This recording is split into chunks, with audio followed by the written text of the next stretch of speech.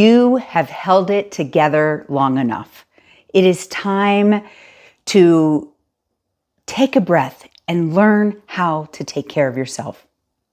Many of my followers have lost children, and I know that this 6 months, makes it sound like it's magic, like you can work through some of these things in 6 months. If you have been through severe trauma, including losing a child, it's not that I'm saying that in 6 months you're going to feel better. I'm saying that we can learn these tools in 6 months. If we can commit to 6 months of learning how to take care of ourselves, we will be in a better place. I'm Dr. B. I'm a psychiatric nurse practitioner with 25 years of clinical experience.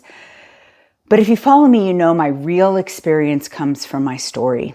I have lost 3 children and my husband over the course of 20 years. I've been through unimaginable pain and hardship. And I'm not only still standing, but I can be your guide in your pain and learning how to turn your pain into purpose. If you want to work with me, I would love to give you a free gift. It is my book, Pain and Purpose. If you click the link in the description, it will send you to a page where I will send you a free copy of Pain and Purpose. And that is my story of going through these hardships and never giving up. So what is the secret? There is no secret because I'm shouting it from the rooftops. I want to teach all of you the Mentally Strong Method. So if we are saying in 6 months, we're going to make a change, the first month, I need you to commit to learning the Mentally Strong Method. So here's a visual of what the Mentally Strong Method is. And it's this ability to think through your problems, organize them, and make choices in line with what you want. Let me tell you how I created the Mentally Strong Method. It was in the midst of raising 6 children. I had lost Johnny in a drowning accident. Reggie started having catastrophic epilepsy, and I had 5 other healthy children. And I was working full time, and I just wanted to be a good mother. And I'm a psychiatric nurse practitioner. I know how, I have coping skills. I know how psychology and psychiatry work.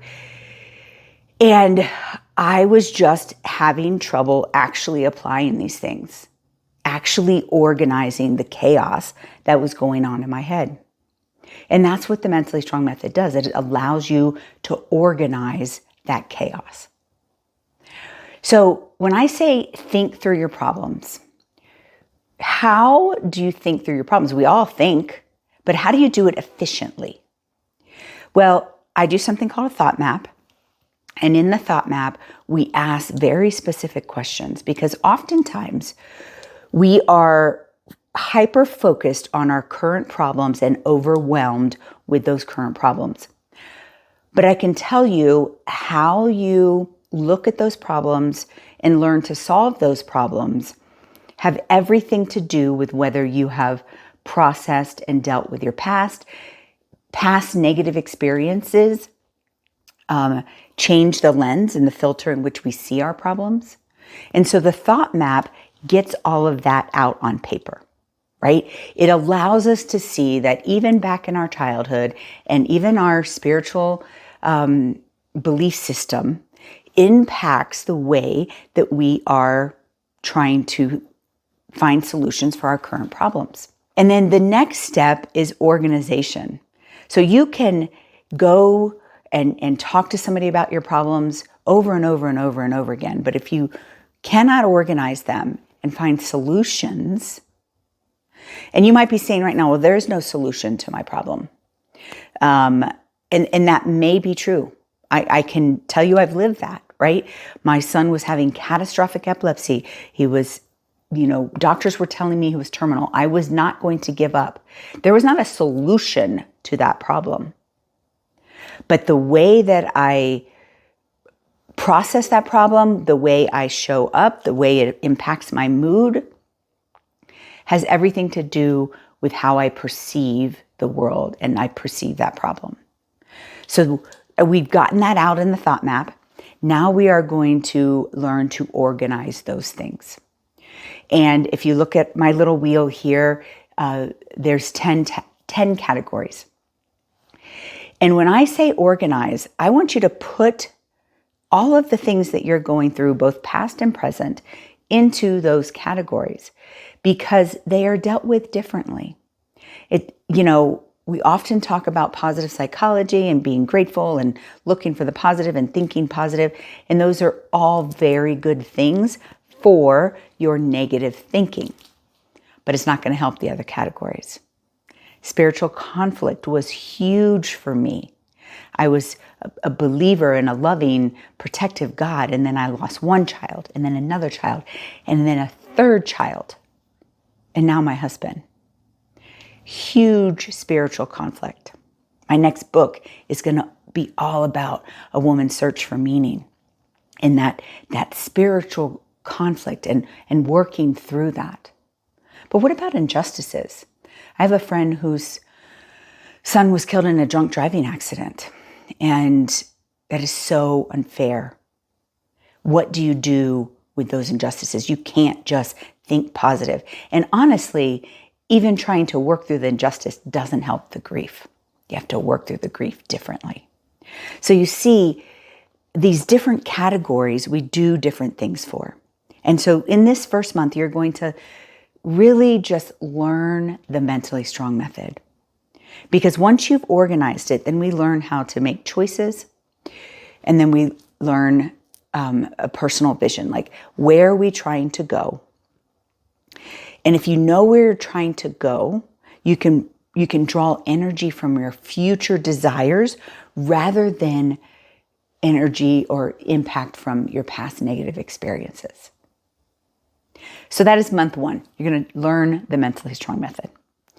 Month 2, you have just stirred up a lot from your past, your present, and all of the things that you need to work through. I want you to take this time to learn to work through grief and trauma. I happen to be an expert in grief and trauma. Losing children is trauma, and it is also grief, and it's enmeshed together, and it often is enmeshed together. If you have lost a husband, a sibling, a best friend, a colleague in war, or just, in life, you've lost someone traumatically, that trauma and that grief get enmeshed together. And we need to take the time to separate those things, okay? Because we process grief differently than we process trauma. So we have lots of research in psychology of what we need to do with trauma, how trauma impacts us physically, mentally, emotionally. And traumas can be big things like losing a child, witnessing a traumatic event, being physically or sexually abused. But it can also be little things. We all have what we call microtraumas. These are negative things that have happened in your life that impact the way that you perceive the world. So it could be little things like, your mother telling you you're stupid when you were a child. It's a microtrauma. It impacts you. It impacts how you think about yourself. And so traumas, all traumas, big traumas, little traumas, anything negative needs to be processed and released out of the body.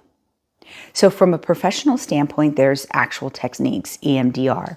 But from an energy, spiritual standpoint, there's things like sound bowl healing and Reiki and just releasing. There's exercise has been proven to be able to move things out of the body. Go on a run with an intention of releasing trauma. I don't do running, but if that's your thing, right? Find what releases trauma. Grief is different. Grief is your story. I will always hold on to the pain of losing my children. That doesn't mean it's a pain that ruins me, right? If it's a pain that ruins you, that's the trauma you're holding on to.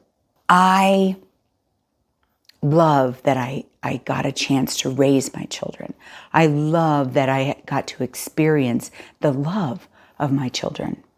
And I would not change that for a second. I am sad on their birthdays. I am sad when something reminds me of them. But I have also worked through the spiritual conflict, which is a different category. And so the pain of the grief is like a badge of honor. It's mine. It's changed me, but it has not ruined me. And so if you have grief and trauma in your life, you need to take the time to really understand how to do that. This is my expertise. If you want to come and work with me, I have something called the Mentally Strong Intensive, and I will teach you how to cherish your grief, release the trauma, and be able to work through the spiritual conflict and find that personal vision, all in 3 days. If you want to work with me, click on the link below, get my free gift, the book. You'll have an opportunity to watch my documentary and be invited to a live with me on Zoom, okay? Grief and trauma are real and they're heavy, and we can release those. We can take those off. And I've had somebody say to me, I don't want to let go of this anger and this heaviness. That is a choice. And one of the areas of the Mentally Strong Method is choice. And you have a choice. And I can tell you, I tell people this all the time. After losing 3 children and my husband, if I walked around depressed and angry all the time, nobody would fault me. They would understand. I even get choked up saying it, but that's not what I want. I want purpose, clarity, understanding. And so in that second month, you are really learning how to process grief and trauma, which you do differently. And then third month, power of choice. You are really going to own it. The power of choice is just that. Everything is a choice. Whether you want to hold on to anger, resentment, your past experiences, those are all choices. Or you can choose to release them. It's also a choice to numb the pain. Addiction is its own category because it begins to get complicated. But that first choice is in behaviors and choices. Do you want to numb your pain with that alcohol, with that cannabis, with whatever you're using, with work, with relationships, with sex, right? Are you numbing? That is a choice. Are you getting into relationships or choosing to stay in relationships that are not benefiting you? That is a choice. Everything is a choice. And I can tell you, I've been places in my life when people say that, it irritates me. It is not a choice what is happening to you. It is a choice how you're responding and whether you are continuing, negative neural pathways of self-sabotage or repeating things that has already been brought to your attention, that it has a negative impact on you. And so that third month is about accountability. It is your choice. Where are you going with all of this new knowledge? Month 4, personal vision. We often talk about living in the present. And, when you're depressed, you're pulling energy from the past. And when you're anxious, you're pulling negative energy from the future. That is somewhat true. But we often think that what is going on in our life right now is what is causing our mood, our negativeness, or our negative outlook. But it's 2 things. It's not having a positive outlook of the future, not knowing where you want to be, and allowing that pain of the past that we're already learning and have learned to get rid of, impacting you today. So what we need to do is in this personal vision. This is month 4. We're making a major shift. We know how to release trauma now. We know how to cherish our grief and know it's a part of our story. And now we're going to focus on our personal vision going forward. Who do you want to be? This is not a goal of, oh, I want to finish college or I want to, promotion at work. You could have those as goals, absolutely. But who do you want to be? I want to be a professional woman who helps other people, right?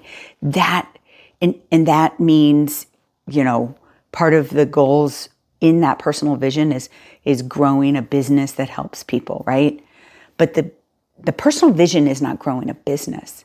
The personal vision is, who do I want to be? I want to contribute to the world and to the health of other people. And so working on that personal vision, knowing exactly who you want to be, helps bring that positive energy into the present. And remember, we've removed the weight of those past experiences. And we're working on those negative self-talk, the negative core beliefs that we have about ourselves. We're working on all those categories for a lifetime. But we've made pretty significant improvement by this point. And we know what we need to do. And so we are going to have our eyes looking forward. And then we're going to bring it all together. In month 5 and 6, you have the tools you need. Now it's about practice, practice, practice. And by month 6, I want you to be thinking about, how can I help someone else? Because as you learn something and then you teach someone else, it gives you more confidence for yourself and it helps someone else, which gives you more confidence, right? Emotional pain is real, and I am not here to minimize it. And if all of the things that I'm saying sound way too difficult for you to do on your own, if you want to work with me, click the link below, get my free book, begin to learn who I am, watch my documentary. And these things I put out there so that you can trust me. My documentary is called Strength and Vulnerability. If I can do it, you can do it. Come to Alive. I'll answer whatever questions you have. Come and work with me. I can be your guide. Let's go to some questions. First question, I have been working with a therapist for years. I don't see how 6 months would make a difference. I challenge you to go to your therapist and talk about what you guys have been working on for the last 6 years.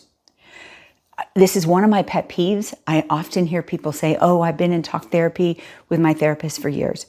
Your therapist knows what they're trying to work on, but maybe they haven't communicated it well with you. And that's the difference with the Mentally Strong Method.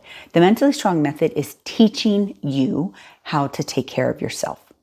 So it's all these years of my academic and professional experience and personal hardship, and is put into a formula that anyone can learn how to think through their problems, organize them, and make choices. So it's a teaching. Oftentimes we go to our therapist and we say, help me, fix me. And the therapist is using multiple techniques. They go to school for a long time. But if you're not aware with what they are trying to rewire, you may feel like you're not getting better. Or you may feel like you need to be going to them once a week to stay better. And so just switch the narrative a little bit. Talk to your therapist about, what are you trying to teach me? Can you teach me? And or take a Mentally Strong Method course and come and bring your homework to your therapist. You will make significantly more progress because you're doing it. We can't, as mental health professionals, we can't fix you. We can be your guide. And if I'm your guide, I'm teaching you these steps and I'm empowering you with the knowledge and the confidence to do it yourself. You don't need me after you learn it. Oh, next question goes right into that. How do you build confidence? I've had a low self-esteem my whole life. Well, number one, I don't know you, but I can immediately say that the fact that you introduce yourself as I have a low self-esteem means that that is a negative dialogue that you have been saying probably your whole life, as long as you can remember. That is part of the Mentally Strong Method. And there's a whole industry called positive psychology out there that works on this. And I love positive psychology and all of the things around it. I just know that it only works on this one category, your negative self-talk. Like being able to identify where does that low self-esteem come from? Probably some real trauma or some micro traumas from your childhood still impacting you today. How do we process and release the trauma so that we can begin to know who we are?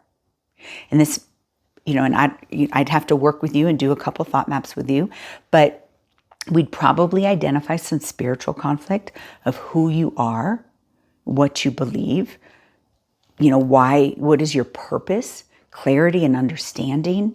So the low self-esteem is like working on that low self-esteem is the answer to that confidence. But confidence is also a choice. People don't like this statement, but fake it till you make it. But there is some truth to that. And I'm not saying be inauthentic, because I am adamant about authenticity. But fake it till you make it is like try really hard to believe that you are somebody before you actually believe that you are somebody. Okay? Keep working on that. If you want to work with me, get my free gift below and come to a live. I'll answer all of your questions. Last question. How do I learn the Mentally Strong Method if I'm not really a self-learner? I need to experience it. Well, let me take a moment to talk about the Mentally Strong Intensive. You would fly into Colorado Springs and you would spend 3 days with me.